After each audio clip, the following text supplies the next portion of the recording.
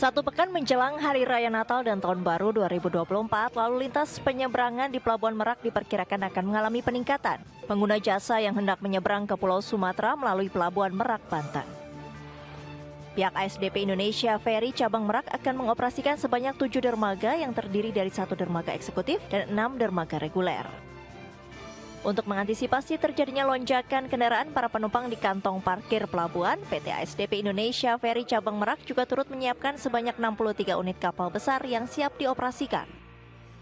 General Manager PT ASDP Indonesia Ferry Cabang Merak Soeharto mengatakan untuk para calon penumpang yang ingin menggunakan jasa kapal feri di Pelabuhan Merak diimbau untuk membeli tiket jauh-jauh hari dan juga telah membuka buffer zone atau area penjualan tiket kapal di luar pelabuhan yang berlokasi di rest area kilometer 43 dan rest area kilometer 68.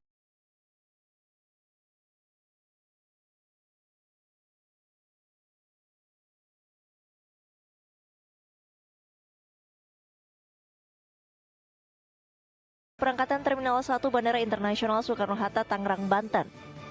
Kebanyakan penumpang pergi bersama keluarga menuju kampung halaman untuk menikmati liburan pada momen Natal Tahun Baru lantaran sudah mendapatkan cuti libur. Dwi Ananda Wicaksana, Eksekutif General Manager Pengelola Bandara Suta mengatakan, pergerakan penumpang hari ini mencapai 130.000 orang melalui Bandara Internasional Soekarno-Hatta. Trafik tertinggi telah terjadi sejak Jumat.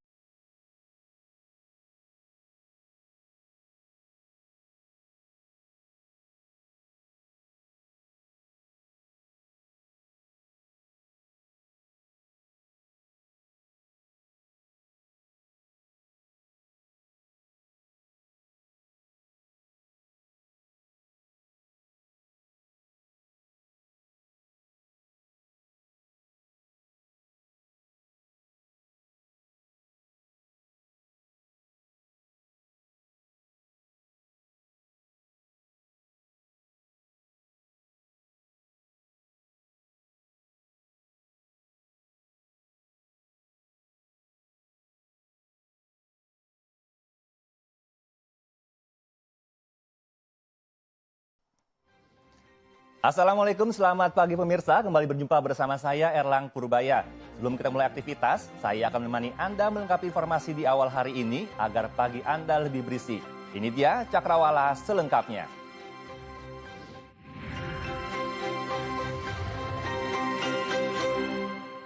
Mendekati libur Natal dan Tahun Baru, ruas tol Jakarta Cikampek terpantau ramai dan lancar. Sebagian warga memilih berangkat lebih awal untuk menghindari kemacetan di jalan.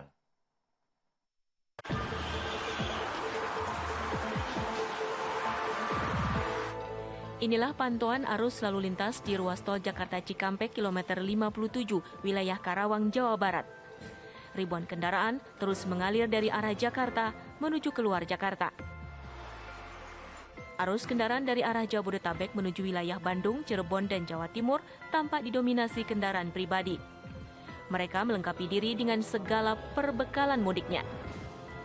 Dari kilometer 57 bergeser ke gerbang tol Cikampek Utama, arus kendaraan pribadi juga mendominasi ke arah timur. Meskipun tampak ramai, namun lalu lintas di ruas tol Japek masih terbilang normal. Pengendara masih memungkinkan memacu kendaraannya dengan kecepatan antara 80 sampai 100 km per jam. Sejumlah pengendara mengaku mereka mudik lebih awal agar tidak terjebak kemacetan di perjalanan. Diprediksi, lonjakan kendaraan pemudik akan terus meningkat seiring semakin dekatnya libur panjang Natal dan Tahun Baru. Ribuan kereta api liburan Natal dan Tahun Baru mulai memadati stasiun Gambir, Jakarta Pusat. Lebih dari 7.000 penumpang kereta api jarak jauh diberangkatkan dari stasiun Gambir ke berbagai tujuan di Jawa Timur dan juga Jawa Tengah.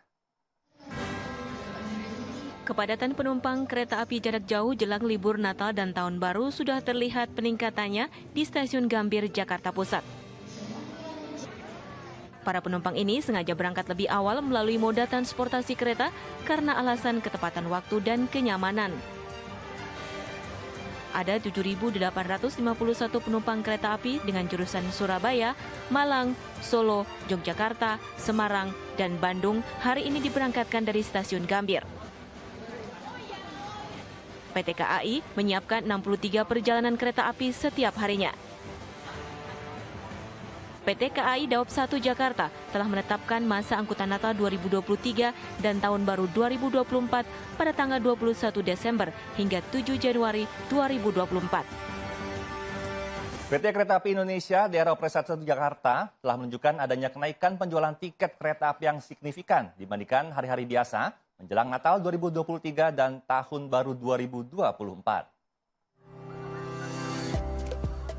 Menurut manajer Humas Daop 1 Jakarta, Iksvan Henry Wintoko, tercatat data keberangkatan hari Selasa 19 Desember 2023 di Stasiun Pasar Senen Jakarta Pusat sekitar 12.536 orang, sedangkan kedatangan sekitar 11.118 orang. Kota-kota tujuan yang menjadi favorit adalah Yogyakarta, Semarang, Bandung, dan Purwokerto.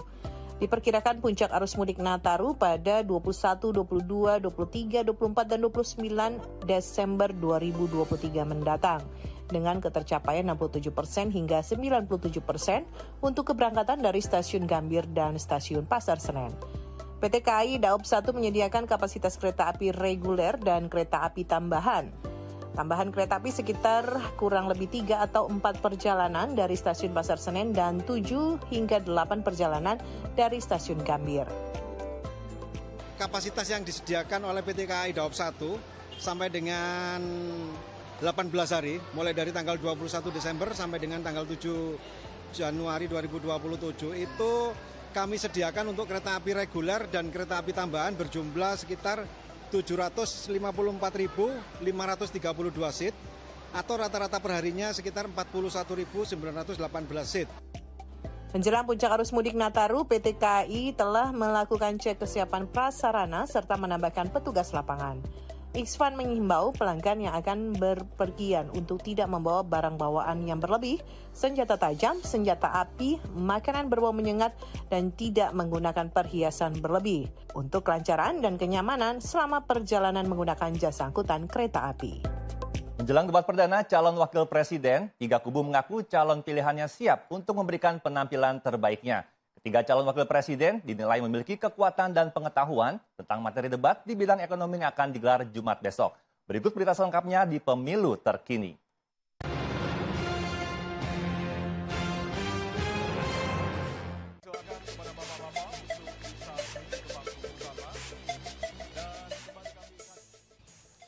Setelah debat perdana calon presiden pada 12 Desember 2023 lalu, Komisi Pemilihan Umum KPU RI akan kembali menggelar debat kedua. Pada Jumat 22 Desember mendatang, giliran 3 calon wakil presiden yang akan beradu argumen. Tema debat bagi calon wakil presiden ditetapkan di bidang ekonomi, keuangan, investasi, pajak, perdagangan, pengelolaan APBN, infrastruktur, hingga perkotaan. Kubu calon wakil presiden nomor urut 1 Muhaimin Iskandar optimistis bisa tampil maksimal dalam debat mendatang. Saya kira memang ini adalah momen ya bagaimana cawapres. Jadi selama ini kan orang menganggap cawapres ini kan pelengkap gitu. Pelengkap ya. Padahal sangat penting menurut kami karena tadi lagi-lagi kita melihat kondisi bangsa ini ke depan. Ya, kepemimpinan itu kan contoh yang paling penting. Keteladanan ya. Sikap ya, kemudian apa lagi ya, dan juga yang terpenting adalah narasi. Jadi di debat itu bukan hanya kampanye seandainya jikalau akan, kalau jadi. Sementara kubu calon wakil presiden nomor urut 2 optimistis dengan pengalaman Gibran Rakabuming Raka sebagai wali kota Solo. Beliau ini kan seorang wali kota yang sudah pernah melewati debat untuk menjadi wali kota tingkat juga kan. 2, Dan ya. itu masih ada di YouTube sekarang bisa disaksikan performanya beliau di situ. Jadi kepiawaiannya beliau dalam berdebat itu sebenarnya sudah bukan sebuah pertanyaan. Nggak usah dipertanyakan buat kita lagi. semua. Kan tadi dibilang kalau misalnya zaman sekarang nih semuanya ada jejak digitalnya gitu. Jadi ya semuanya sebenarnya bisa dilihat juga di YouTube atau di platform yang lain. Meski tidak memiliki latar belakang ekonomi, kubu calon wakil presiden nomor urut 3 yakin bahwa Mahfud MD bisa memberi penampilan terbaiknya. Kalau kita perhatikan perekonomian Indonesia ke depannya, itu membutuhkan suatu pertumbuhan yang cukup cepat. Dan di dalam untuk mencapai pertumbuhan tadi, kita lihat itu berbagai masalah hukum. Itu menjadi salah satu yang sentral di dalamnya, di samping peningkatan human development, human resources ya, human capital. Berbeda dengan debat perdana yang digelar di halaman gedung KPU RI, debat kedua akan digelar di Jakarta Convention Center Jakarta dengan format debat yang diperbaiki. Pasca pelaksanaan debat perdana, sejumlah catatan diberikan masing-masing tim ses paslon soal format debat Capres-Cawapres, termasuk soal ada tidaknya podium. Busana hingga venue pun turut jadi sorotan. Lantas, seberapa besar faktor-faktor tersebut memberi efek bagi penampilan hingga elektabilitas para peserta Pilpres saat debat?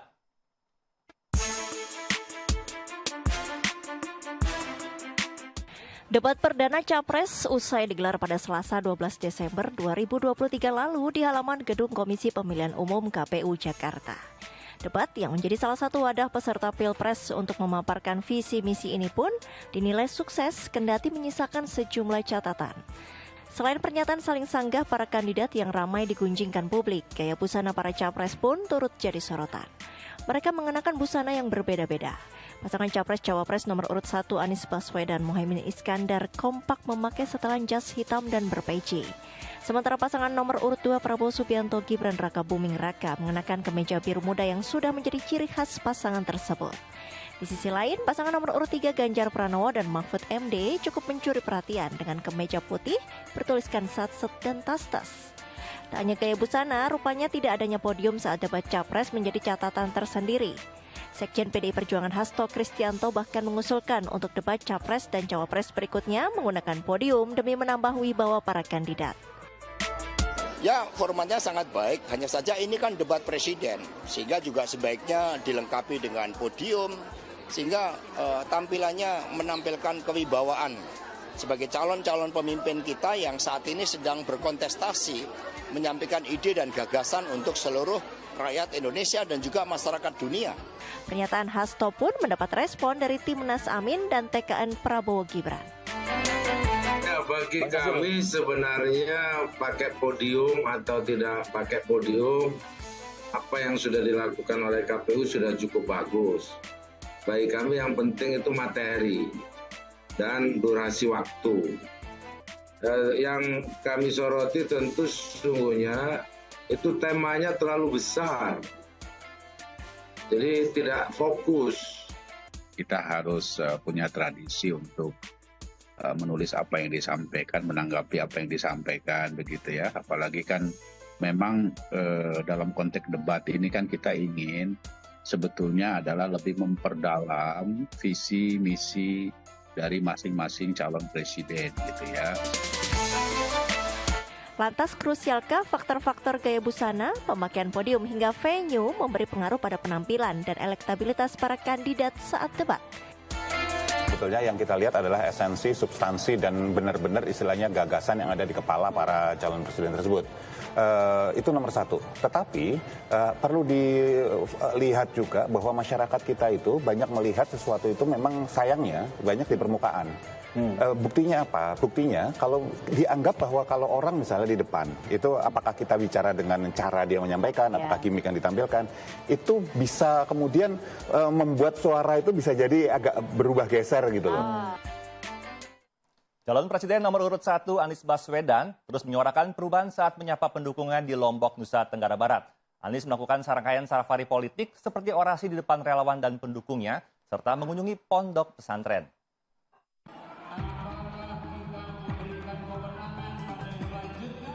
Capres nomor urut 1 Anies Baswedan memberikan orasi politiknya saat berkampanye di hadapan ribuan pendukung di Hall Gelora 17 Desember, Turida, Kota Mataram. Anies mengajak pendukungnya untuk ikut melakukan perubahan dari mahalnya pupuk, mahalnya beras, dan kebutuhan pokok. Kita menyaksikan hari-hari ini bahwa kebutuhan pokok mahal, petani sulit bisa mendapatkan pupuk yang murah, betul tidak? Itu semua yang menjadi alasan mengapa kita harus melakukan perubahan.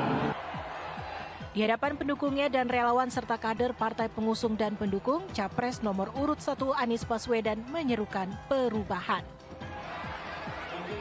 Rangkaian kampanye Capres Anies Baswedan di Lombok ini ditemani istri tercinta dan putrinya. Ada juga sejumlah tokoh nasional, diantaranya mantan Ketua Mahkamah Konstitusi Hamdad Zulfa, serta ahli perminyakan dan pertambangan Kurtubi. Anies melakukan rangkaian kampanye sejak Selasa pagi dengan bersilaturahmi ke Pondok Pesantren Al-Aziziyah KP, Kecamatan Gunung Sari, Lombok Barat. Anies bertemu santri, para ulama, dan pimpinan pondok pesantren dan juga tokoh agama. Calon Wakil Presiden nomor urut 2 yang juga Wali Kota Solo, Gibran Rakabuming Raka, hari ini mengikuti upacara peringatan Hari Bela Negara ke-75 yang dirangkaikan dengan peringatan Hari Ibu Nasional tahun 2023 di Balai Kota Solo.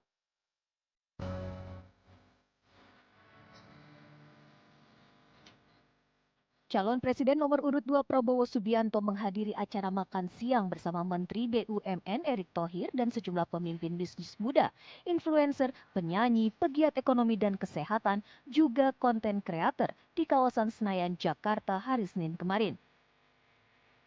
Ingat ya. Prabowo sempat berpesan bahwa anak muda Indonesia adalah generasi yang menentukan masa depan Indonesia, sehingga diperlukan energi positif dan kreativitas dalam memajukan Indonesia.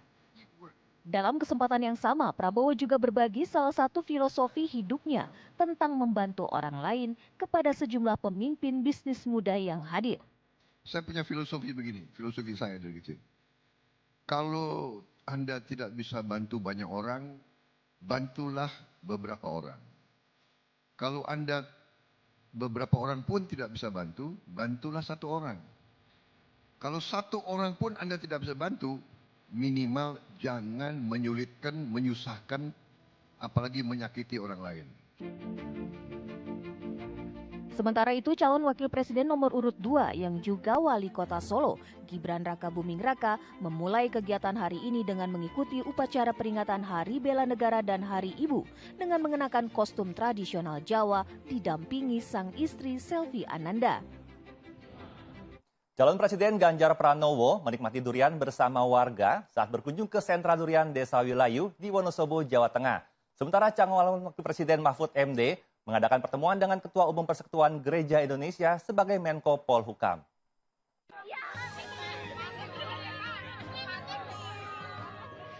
Di sela-sela safari ke sejumlah daerah di Jawa Tengah, Capres nomor urut 3 Ganjar Pranowo menyempatkan diri untuk menikmati durian bersama warga di sentra durian Desa Wilayu, Kecamatan Selomerta, Wonosobo, Jawa Tengah. Kehadiran Ganjar pun disambut meriah warga. Ganjar sempat melihat cara memetik buah durian. Usai dipetik, Ganjar pun langsung menikmatinya bersama warga di kebun sekaligus berbincang santai. Oh enggak, kalau yang di sini enggak, dia betul-betul ingin menyuguhkan saja bahwa kita punya durian yang enak. Saya disuruh menikmati, tapi ada juga manggis. Maka kalau kemudian ini menjadi tempat wisata buah-buahan, maka ini tempat yang layak untuk kita kasih rekomendasi orang makan durian di sini. Sementara sang calon wakil presiden Mahfud MD mengadakan pertemuan dengan Ketua Umum Persekutuan Gereja Indonesia beserta jajaran di Geraha Oikumene, Jakarta. Dalam pertemuan ini, Mahfud MD hadir dengan kapasitasnya sebagai Menko Polhukam. Mahfud MD hadir di Geraha Oikumene bersama Ketua Umum Partai Perindo Haritanu Sudibyo dan tim pemenangan nasional Ganjar Mahfud Andi Wijayanto. Pertemuan yang dilakukan secara tertutup ini pun membahas soal situasi keamanan politik terutama menjelang Natal dan Tahun Baru.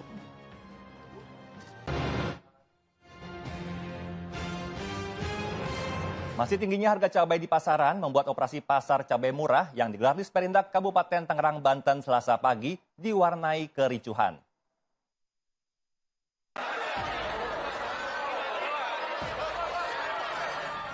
Aksi saling dorong ini tidak terhindarkan lantaran para ibu sudah mengantri lama dan khawatir tidak mendapatkan cabai murah dalam operasi pasar di Sperindak Kabupaten Tangerang.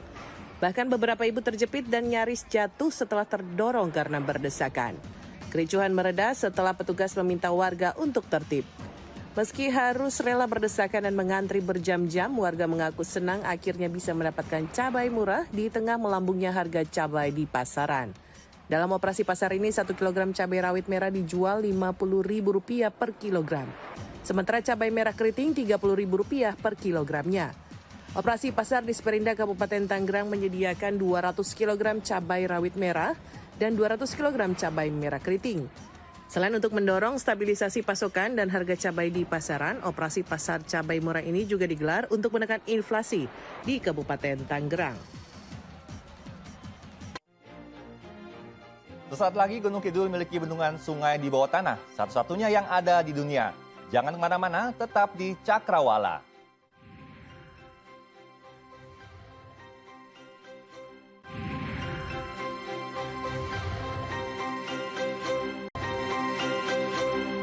Terima kasih Anda masih bersama Cakrawala. Kebakaran melanda rumah di kawasan padat penduduk di Jalan Kota Bambu Raya, Kota Bambu Utara, Kecamatan Palmerah, Jakarta Barat pada Selasa malam tadi.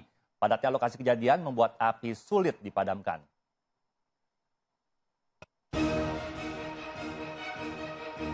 Si Jago Merah melalap rumah padat hunian di Jalan Kota Bambu Raya nomor 1 RT 08, RW 003 Kelurahan Kota Bambu Utara, Palmerah, Jakarta Barat. Kobaran api yang membakar rumah-rumah di permukiman padat tampak mengganas. Sebanyak 16 unit damkar dan 80 personil dikerahkan ke lokasi kebakaran. Warga sekitar dan petugas kebakaran berjibaku memadamkan api melalui gang sempit. Lebih dari 1 jam kemudian api akhirnya berhasil dipadamkan. Hingga kini belum diketahui penyebab kebakaran. Kabupaten Gunung Kidul, Yogyakarta selama ini identik dengan kekeringan atau kesulitan mendapatkan air bersih. Namun siapa yang menyangka di wilayah perbukitan Kapur ini ternyata terdapat bendungan sungai bawah tanah. Dan rencananya bendungan ini akan kembali difungsikan seperti semula. Terima kasih sudah bersama Cakrawala. Saat lagi ada informasi yang menegangkan dan jenaka dalam kasus viral. Saya Alam Purbaya undur diri. Sampai jumpa dan wassalamualaikum.